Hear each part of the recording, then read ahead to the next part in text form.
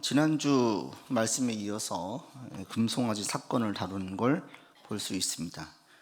금송아지는 이들에게는 혼합 종교였고, 그리고 하나님을 믿기 이전에 그들에게 잔지에 되어져 있었던 문화, 또 생활 습관, 또 옛 사고, 이런 거에 매워져 있고 젖어 있었던 그것들이 나타난 결과물이라는 거죠, 이 금송아지가. 그리고 보이는 이것을 놓고 안주하고 안심하고, 심지어 그걸 찬양하고, 그러면서 자신들이 흥에 겨워 즐거워하고, 이러면 이것이 하나님께 좋아 보인다라고 대단한 착각에, 잘못에 빠져 있었죠. 그리고 하나님은 이것을 도리어 이 목이 뻣뻣한 백성이다, 교만하다, 완고하다, 돌이키지 못한다, 깨닫지 못한다, 이렇게 말씀하셨어요.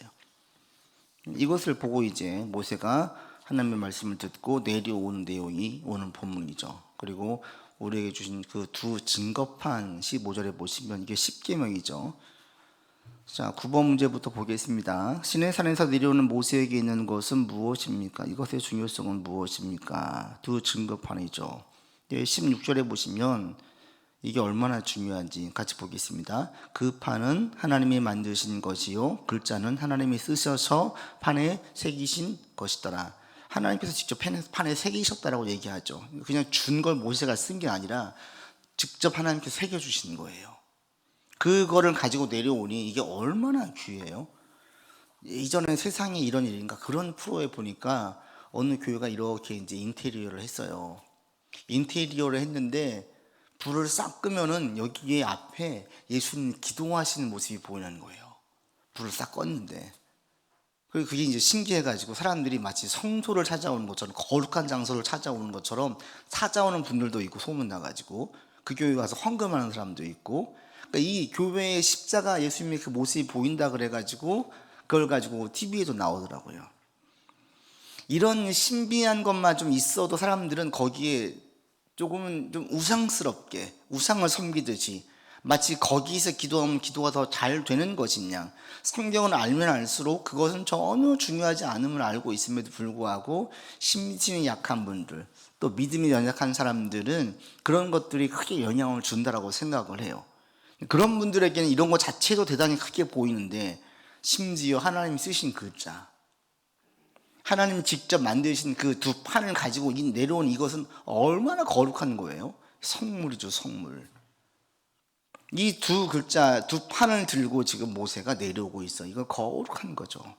세상에 이보다 거룩한 것은 없을 것입니다. 그런데 10번 보십시다. 시내산에서 내려오는 모세와 여호수아는 백성들의 소리를 듣습니다. 이 소리는 어떤 소리이며 이들은 무엇을 하고 있었습니까? 17절에 보시면 여호수아는 싸우는 소리 같습니다, 이렇게 이야기해요. 그랬더니 모세가 18절에 아니다, 하나님께서 알려주셨죠. 이거는 승전가도 아니고 싸워 승리하는 소리도 아니고 피해서 부르짖는 소리도 아니고 내가 듣기에는 노래하고 있다, 지금 흥에 겨워가 춤추고 있다, 이거 잔치가 벌어졌다. 그래서 진에 가까이 가서 보니까 송아지하고 춤추는 것들을 본 거예요. 11번, 송아지 앞에서 춤추며 즐겁게 놀고 있는 이스라엘을 본 모세는 어떻게 반응합니까?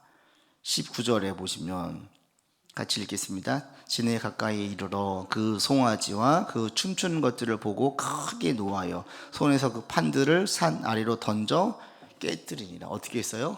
세상에 그 거룩한 것을 던져서 깨뜨렸어요. 모세가 40일간 금식해서 받아낸 거예요. 받아냈다는 표현이 그렇지만 40일간 금식하고 하나님께서 그에게 주신 거예요. 얼마나 귀해요. 저 같으면 절대 안 던져요. 이 귀한 걸 왜 던져요? 옆에다가 놓고 가가지고 콧구녕을 내겠죠. 근데 모세는 거기서 그냥 그걸 던져버려요. 이게 잘된 겁니까? 잘한 것입니까? 잘못한 것입니까? 어떤 거예요? 하나님은 거기에 대해서 가타부타 말씀이 없으세요. 잘못했다고도 얘기하지 않으세요. 왜냐하면 다음에 또 주시거든요. 이게 모세가 판을 깨트린 이유는 왜 있어요? 화가 나서 깨트린 거죠. 이 화는 무엇에 대한 화예요? 이게 의로운 화예요. 의로운 화. 하나님 보실 때 불신앙적인 이들의 모습을 보고 분노한 거예요. 이 분노에 대한 표출로 저 같으면 아까워서 내려놓고 가서 뭐라고 할 것 같은데 모세는 들고 있는 걸 던져서 깨버렸어요. 그 정도로 지금 모세가 엄청나게 화나했다는 것을 표현을 해요. 그런데 이 화에 대해서 하나님은 책망하지 않고, 내가 너에게 준 그것이 선물인데 어떻게 함부로 다뤘느냐라고 말씀하시지 않고, 모세가 지금 분노하고 있는, 우상을 숭배하고 있는 그들을 볼 때 의로운 분노를 표현하고 있는 이 모세에 대해서 그를 옹호하는 거예요. 화를 내는 것도 우리 가운데 화가 아예 없는 게 좋은 건 아니에요. 화를 낼 줄도 알아야 돼요. 다만 화는 의로운 화를 낼 줄 알아야 돼요. 의로운 곳에서만. 그리고 화를 많이 내면 낼수록 화가 돋아가지고 몸에 안 좋아요. 그러니까 야고보서에 보면 해가 지도록 분을 품지 마라. 의로운 분노도 많이 내다 보면은 사람이 막 이렇게 대단히 좀 격한 사람으로, 다혈질의 사람으로 바뀌어져요. 그래서 계속 화를 내는 것 또한 옳지 않고 좋지 않습니다. 그러나 분노할 때에는, 분노할 것을 볼 때에는 분노할 줄 아는 사람이 되는 게, 그리고 그 분노를 하나님께서는 대단히 좋게 보신다라는 거예요. 오늘 본문의 이 모세의 분노, 이것은 의로운 분노였어요. 하나님께서 이 분노를, 모세가 분노하지 않으면 대신 분노할 수 있는 그 분노를 지금 모세가 대신 표현하고 있는 거예요. 그래서 이것을 깨뜨렸다, 이걸 통해서 알 수 있는 게 뭐예요? 이만큼 이들의 죄가 매우 크다, 너무 큰 죄를 저지르고 있다, 이것을 알 수 있고, 또 한편으로는 상당히 모세가 다혈질의 사람이구나, 이런 것도 알 수 있어요. 실제로 모세는 다혈질의 사람이었어요. 40세에 궁에서 도망칠 때 왜 도망쳐요? 한 사람을 죽여서 도망치잖아요. 혈기가 있어가지고요. 그 혈기를 통제하지 못하니까 때려가지고 죽였어요. 그 정도로 혈기가 있는 사람이 모세예요. 이런 모세를 하나님께서 다스려서 민수기 12장에 보면 모세의 온유함이 지면의 모든 사람보다 승하였더라 그래요. 온유한 자로 쓰시는 건데, 그 다혈질인 야생마에 그 고삐를 씌워서 아주 뛰어난 경주마로 쓰듯이 모세의 그 다혈질의 말씀으로 씌워져 가지고 하나님 앞에서 온유한 자로 쓰임 받게 된 것입니다. 그래서 우리도 마찬가지예요. 어떤 분들은 그 자기의 기질 때문에 자기 기질을 막 바꾸려고 하고 싫어하시는 분들이 있더라고요. 근데 하나님께서 주신 기질은 전부 다 좋은 기질이에요. 그리고 전부 다 안 좋은 기질일 수도 있어요. 누구에게 쓰임 받느냐에 따라 가지고 기질이 좋을 수도 있고 안 좋을 수도 있어요. 바울과 같이 매우 진취적인 사람이 있는가 하면 디모데와 같이 있는 자리에서 대단히 안정형으로 가는 사람들이 있어요. 다 좋은 거예요. 중요한 것은 누구의 주도를 받느냐가 중요하죠. 그래서 우리도 하나님께서 주도하시고 하나님께서 이끌어 가시는 사람으로만 서 있으면 우리에게 있는 모든 기질은 다 좋은 기질입니다. 모세는 상당히 급한 사람이었구나, 이것을 한편으로 알 수가 있고, 그런가 하면 또 한 가지로는 이 분노에 대해서 하나님께서는 책망하지 아니하시고 그에 대해서 대단히 옳게 보시는 것을 볼 수 있습니다. 그래서 20절에 어떻게 합니까? 읽겠습니다. 모세가 그들이 만든 송아지를 가져다가 불살라 부수어 가루를 만들어 물에 뿌려 이스라엘 조상에게 마시게 하리라. 그들의 물에 그냥 뿌려버렸어요. 이것을, 송아지를 그러니까 아무것도 아닌 것으로 바꿔버린 거죠. 이들이 우상으로 섬기고 있는 그것이 헛것이고 아무것도 아니라는 것들을 그들 눈에 보여준 거예요. 이거 아무것도 아니지 않냐, 왜 이것을 섬기고 있느냐, 이렇게 보여준 거죠. 그런데 우상을 숭배하는 것은 그거 자체만, 그것으로 송아지를 없애는 것으로 문제가 끝나지 않죠. 뒤에 보니까 백성이 어떻게 되어져 있습니까? 방자해져 있어요. 이 방자하다는 말은 뭐냐면 어려워하거나 조심스러운 태도가 없는 거예요. 무례한 거예요. 건방진 거예요. 제멋대로 꺼리낌 없이 노는 태도가, 이게 방자한 거예요. 이 백성들이 보니까 방자해져 있죠. 12번, 모세는 무슨 말로 아론을 책망하며 질책합니까? 모세의 질책에 아론은 어떤 말로 변명합니까? 모세가 무슨 말로 아론을 책망합니까? 21절에 보시면 이 백성이 당신에게 어떻게 하였기에 그들에게 큰 죄에 빠지게 했습니까? 이 모세는 딱 이것이 엄청나게 큰 죄임을 분명하게 알고 있었어요. 아론은 알았겠습니까? 몰랐겠습니까? 그 정도로 큰 죄를 생각하지 않는 거예요. 큰 죄로 생각했다면 아론도 참나마다 그러면서 금식하면서 머리에 죄를 쓰고 옷을 찢으면서 비통함을 표현했어야 되는 거예요. 그런데 그렇게 하지 않고 어떻게든지 성난 민심을 달래려고 가지고 와라, 오늘이 여호와의 성일이다 이러면서 오히려 도리어 그들의 지금 잘못된 것에 대해서 같이 놀아나고 있어요. 이게 얼마나 큰 죄인지를 아론이 모르는 거예요. 그러자 아론이 뭐라고 변명을 합니까? 22절에 이렇게 얘기하죠. 읽겠습니다. 아론이 이르되 내 주여 노하지 마소서. 이 백성의 악함을 당신이 누구의 탓으로 돌려요? 백성들의 탓으로 돌려. 이들이 악해서 그렇습니다. 내 책임 없습니다 이래요. 여기에 대해서 가장 큰 책임은 누구에게 있습니까? 아론에게 있어요. 사실은 아론에게. 왜? 아론이 결국은 결정권자였거든요. 가끔 그 사도신경에 나오는 빌라도에게 고난을 받아, 이 빌라도가 사실은 복음서에 보면 예수님을 죽이는데 어떻게 해서는 안 하려고 했거든요. 손을 씻으면서 나에겐 죄가 없다 그랬어요. 그래서 이것을 알고 있는 분들이 몇 번 저도 그런 질문을 받았는데 어떤 분들이 그러시는 거예요. 빌라도가 사실은 큰 잘못이 없지 않습니까? 예수님 십자가에 못 박는데 정말 나쁜 것은 유대인들이지 않습니까? 그러니까 사도신경 보면 빌라도란 말을 빼야 되는 거 아니냐, 빌라도 입장에서 억울하겠다라고 얘기하시는 분이 있는데 과연 그래요? 안 그래요. 왜냐하면 결국 꽝꽝꽝 망치를 내려친 건 누구예요? 빌라도예요. 빌라도가 끝까지 거기에 대해서 거절했으면 십자가에 못 박아요. 못 박지를 못해요. 결국 그 자기가 마지막에 몰린 거예요. A와 B 중에 택하라는 거예요. 죽이든지 살리든지 결정권은 당신에게 있으니까 당신이 결정하십시오. 근데 우리는 우리 뜻대로 결정하지 않으면 밀란 일으키겠습니다. 이렇게 되니까 빌라도가 자기가 볼 때는 예수님이 죄가 없음을 알고 있음에도 죄가 있다라고 최고형으로 그를 십자가에 못 박은 거예요. 그러니까 어떻게 책임이 없어요. 결국은 십자가에 못 박게 한 것이 빌라도거든요. 그래서 빌라도에게 고난을 받아라는 고백이 틀린 고백이 절대 아닙니다. 그런 것처럼 사실 여기에 대해서도 가장 큰 책임이 누구에 있느냐? 아론에게 있어요.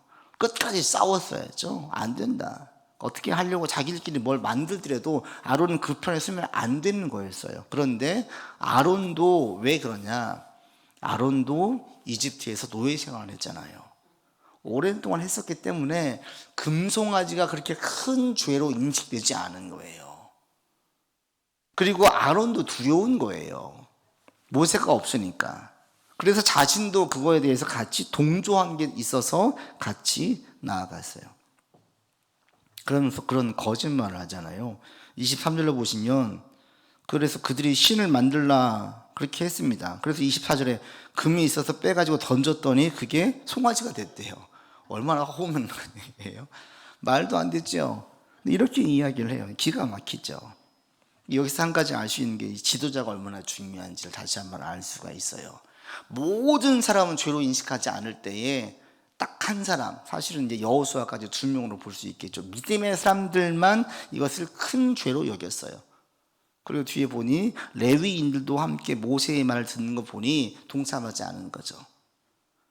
그것을 볼 때 대다수의 사람들은 죄가 아니야, 괜찮아라고 이야기할 때 믿음의 사람들은 이것은 분명히 죄야, 잘못된 것이야 라고 얘기하는 것은 옳은 거고 해야 되는 거예요.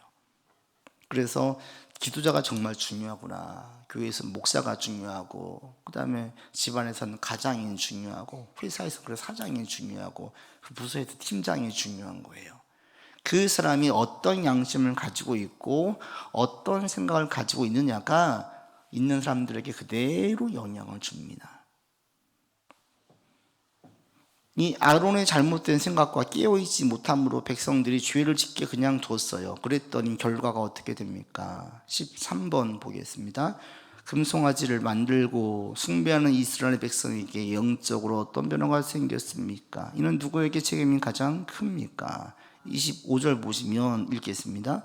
모세가 본즉 백성이 방자하니 이는 아론이 그들을 방자하게 하여 원수에게 조롱거리가 되게 하였습니다. 아론이 그들을 방자하게 했어요. 분명한 책임이 아론에게 있어요. 그가 싫든 좋든 그런 대제사장, 모세의 말을 대언했던 대언자였어요. 모세와 같은 리더십을 가지고 있던 자였어요. 대표성을 가지고 있었어요. 그럼 거기에 맞게 책임을 져야 되는 거예요. 그러니까 교회에서도 리더가 할 때에 준비가 안 된 사람이 리더가 되어서 교회를 어지럽게 하고 혼란스럽게 한다면 그 사람 믿음 없으면 이해할 게 아니라 사실 거기에 대해서 분명하게 책망을 해야 되는 거예요. 교회 어른이기 때문에. 그렇게 이게 안 되다 보니까 교회가 많이 문제가 생기고 계속 힘들어지고 방자한다들이 많아졌어요. 방자하다는 게 무리한 거예요. 제멋대로인 거예요. 성경에서 분명히 금하고 있음에도 불구하고 이것을 분간을 못하는 거예요.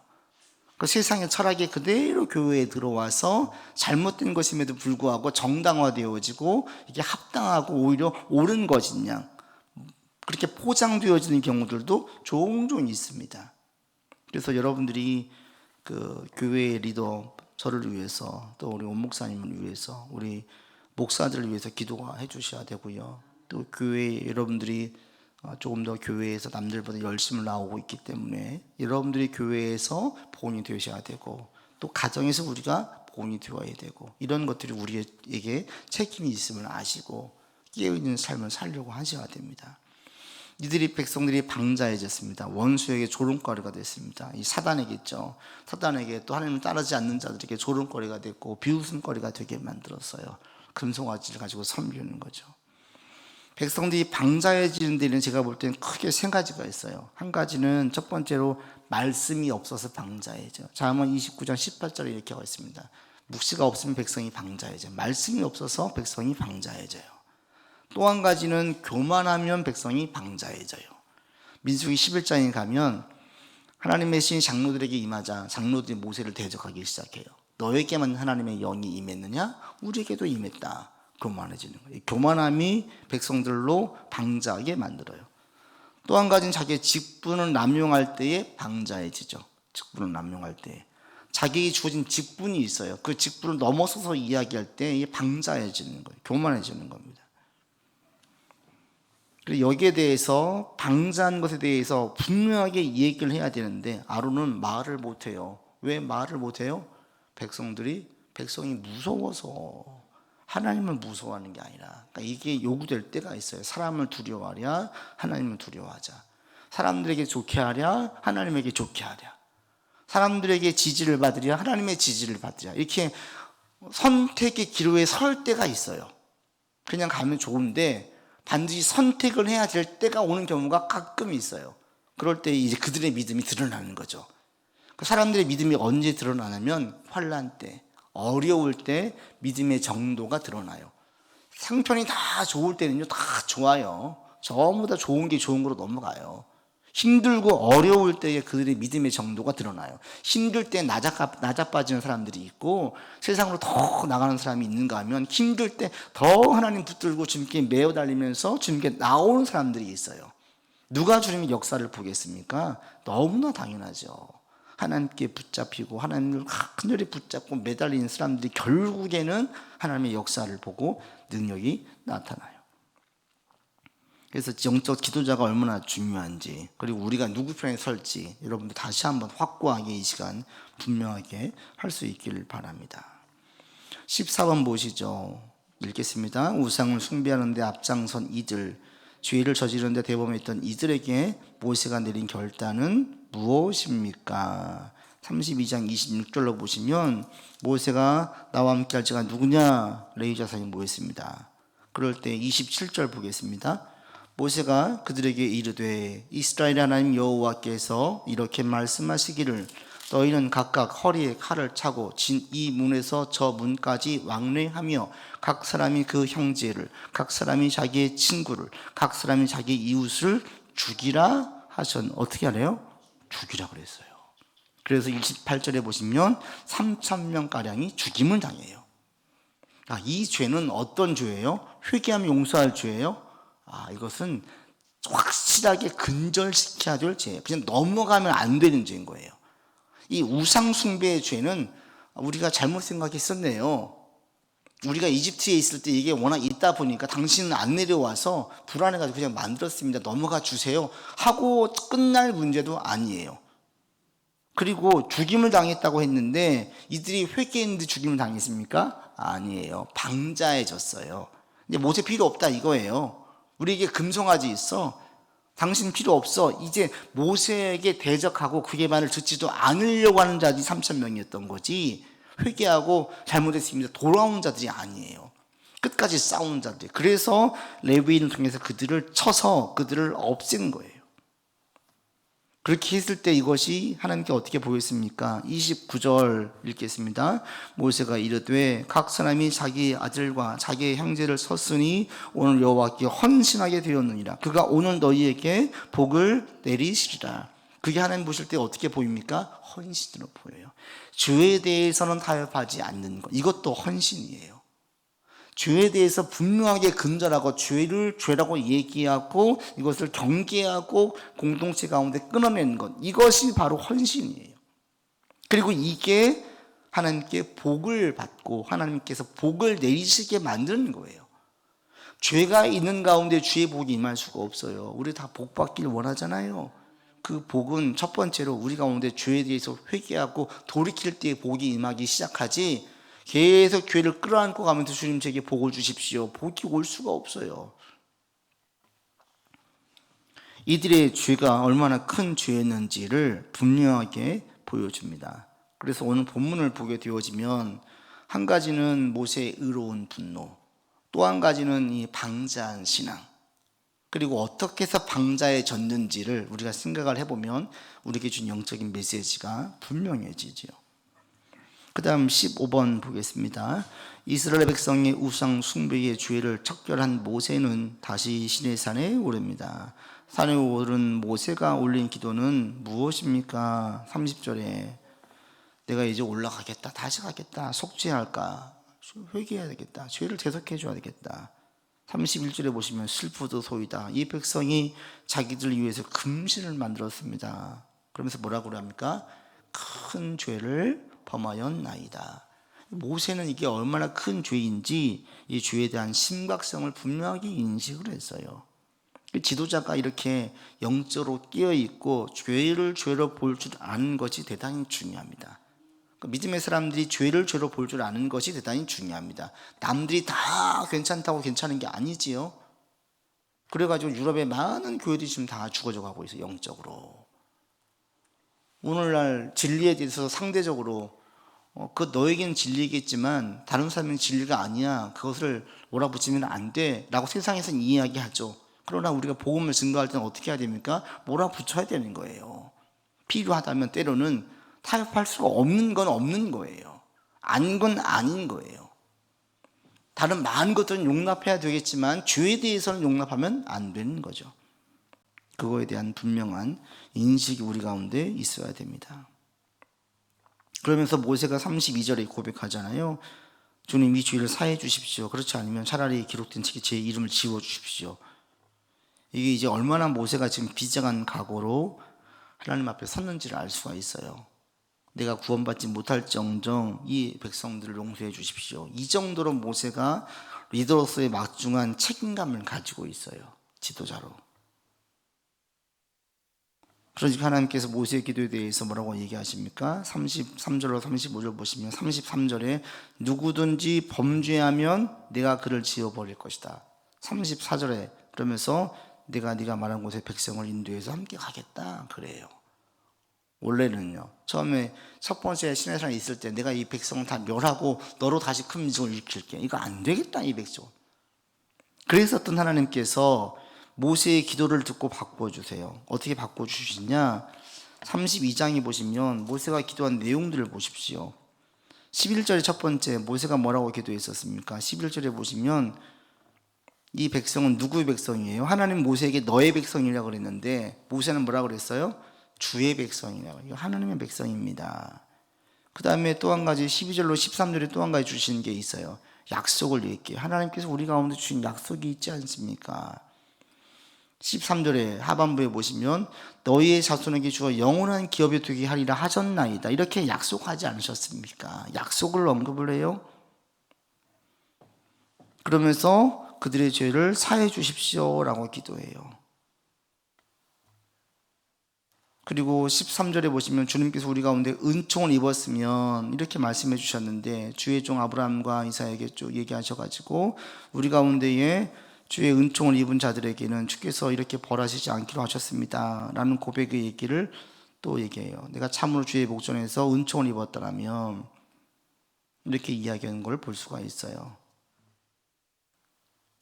그래서 하나님께 기도할 때 모세가 여호와께서 모세가 하나님께 기도를 드리고 나아가서 하나님께서 이 백성들 향하신 그 뜻을 돌이키고 다시 백성들 가운데 함께 하시는 걸 볼 수가 있습니다. 그러니까 한 사람의 기도, 믿음의 사람이 얼마나 중요한지를, 공동체에 있어서 또 속해 있는 곳에 있어서 한 사람이 정말 그들을 다 살릴 수도 있고 다 죽일 수도 있고 다 복을 받게 할 수도 있다는 거예요. 죄에 빠지긴 다 쉬워요. 그런데 거기서 죄에서 건져내는 데에는 믿음의 사람 한 명이어서 건져낼 수가 있다는 거예요. 우리들이 깨어있는 것이 얼마나 중요하고 필요한지, 또 우리가 가정에 대해서 어떤 책임감과 부담감을 가지고 살아가는 것 또한 필요하죠. 그래서 우리의 자녀들이 다른 것은 몰라도 주의 길은 가지 아니하도록 우리가 깨어 있어서 또 그들이 여호와를 경외하는 자녀들로 잘 자랄 수 있도록 우리가 필요하다면 지혜도 또 사랑도 훈계도 함께 해야 되겠다, 이렇게 고백을 할 수 있습니다. 함께 우리 기도하고 마치겠습니다. 하나님, 우리가 무엇이 죄이고 무엇이 죄가 아닌지를 잘 분별하기를 원합니다 라고 기도합시다.